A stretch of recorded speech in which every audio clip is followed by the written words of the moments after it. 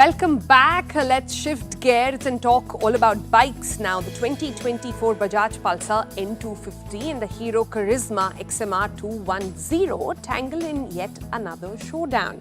A showdown that was ignited by their predecessors' bike history as well.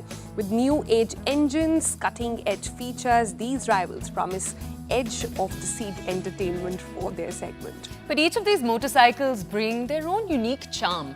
They're catering to distinct tastes and riding preferences. Which one would you pick? That's obviously the key question.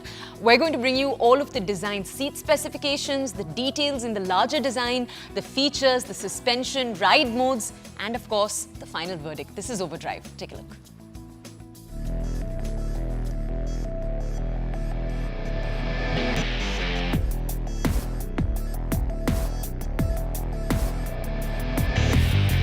Karizma and the Bajaj Pulsar. It's a rivalry that is a classic tale in India's two-wheeler history. A battle that has spanned over 2 decades. These here are their latest iterations. But before we get on with these, please don't forget to subscribe to the channel. Your likes and comments keep us going. Both brands, through their respective models, have continually vied for dominance in the entry sports bike segment, each with a loyal fan base.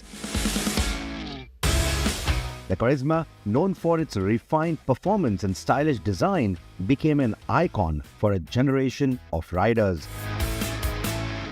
On the other hand, the Pulsar, with its aggressive styling and powerful performance, appealed to those seeking thrill and speed.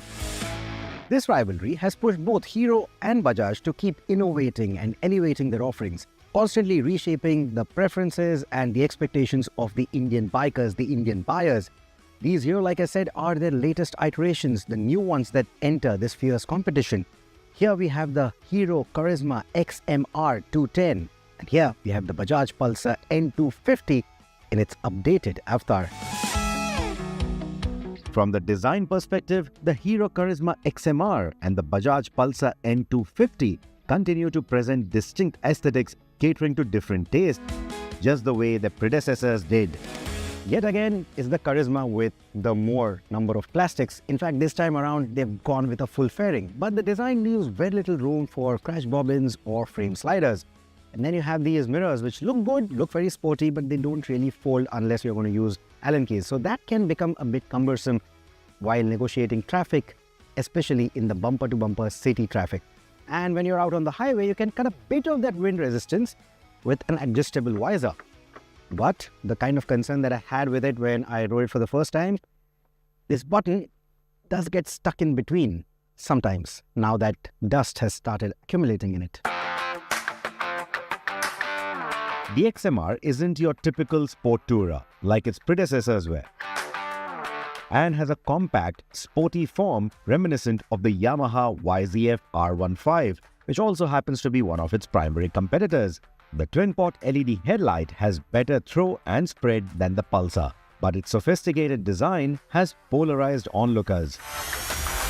The pedal discs add to the oomph, and the XMR, like its predecessors, manages to turn more heads, especially in this shade of yellow. The Pulsar, on the other hand, sticks to tradition. It's a sporty, naked design. Yet, at the same time, it's a big departure from the design theme that we've seen on the preceding Pulsars. The single projector beam lamp, edgy and angular styling, and the absence of a windscreen underscore its fresh approach. And on the 2024 model, they've also thrown in new graphics.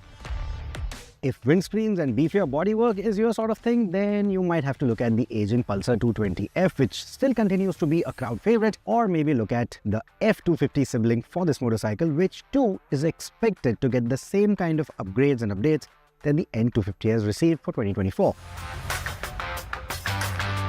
The upside-down forks, despite their slim 37mm diameter, add more meat to the Pulsar's design, making it look more imposing. The Karizma, on the other hand, looks lean and sporty. The Karizma is slightly heavier, likely due to its additional bodywork, and surprisingly has higher seats despite its compact appearance. But long-distance comfort for the rider is better in this saddle. Both the Karizma and the N250 have split-seat designs. but the Pulsar's rear seat is notably more comfortable for larger or side-standing pillions. In terms of fit, finish and paint quality, the Pulsar N250 appears to have a slight edge, and you're likely to have lesser creaks and rattles from these pedals compared to the Karizma. Reminds me of the early 2000s all over again. Both motorcycles have USB ports that are placed conveniently for charging devices that are in your tank bag, but the arrangement on the Pulsar seems safer, with the cable less likely to tangle with the handlebar compared to that of the Karizma.